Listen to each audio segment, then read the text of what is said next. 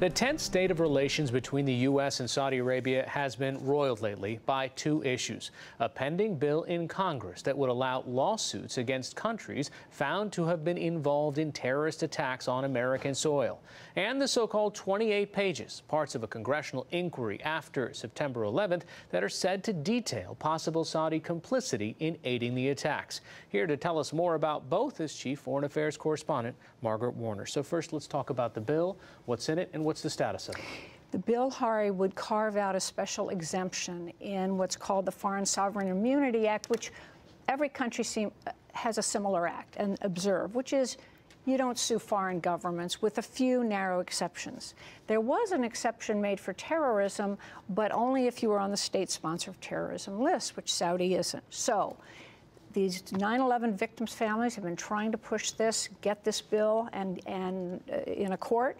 It was rejected by a federal judge in September saying, sorry, you violate this act. So that's the sort of what's new here. It passed unanimously a session ago in the Senate, but now it's run into this buzzsaw of White House opposition. You have President Obama telling Charlie Rose, if we let this happen, we'll have foreign citizens suing our government.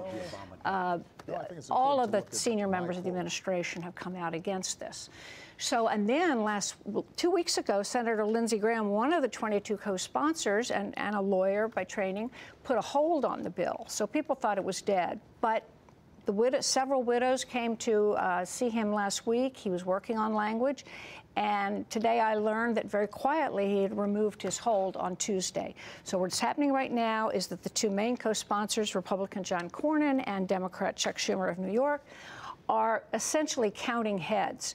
They want to make sure nobody in their caucus objects, no one else is going to put a secret hold on it, and then they'll ask Mitch McConnell if he will bring it to the floor. What role do the 28 pages play in all of this? They're kind of discreet, but they meld together. Yeah, they do, and a lot of it is sort of the public relations side of this.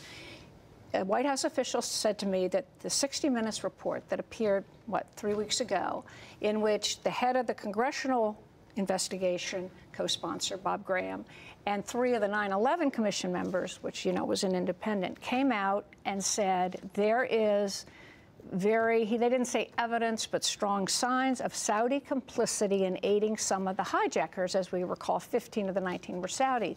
And in particular, the 2 who were in San Diego, mysteriously they meet a man who gives them an apartment. And these are 2 guys who don't speak any English and have had no experience living in the West. And so there are just a lot of threads in there.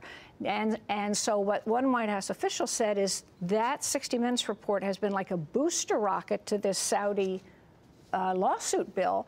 And a top staffer to one of the senators involved said much the same. He said, well, we were kind of bumping along on the Saudi lawsuit bill, and suddenly it's front and center. Likely to turn into a presidential campaign issue?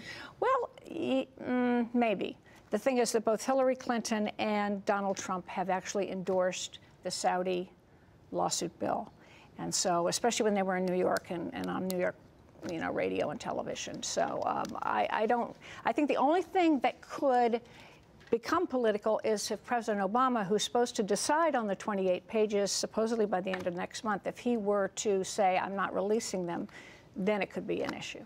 And what's the White House's reaction been to all this? Oh, the White House is apoplectic. And the way one very senior official, this was just before the president was going to Saudi Arabia, he said, this is the last thing we need. The Saudis are violently opposed to this. They say they don't mind releasing the 28 pages, but they feel they're being absolutely, put in the crosshairs here on this bill. And in fact, at one point, the foreign minister threatened to sell all of their assets, foreign assets, U.S. assets, $750 billion on the open market. He's since rescinded that, but they are very, very concerned. Chief Foreign Affairs Correspondent Margaret Warner.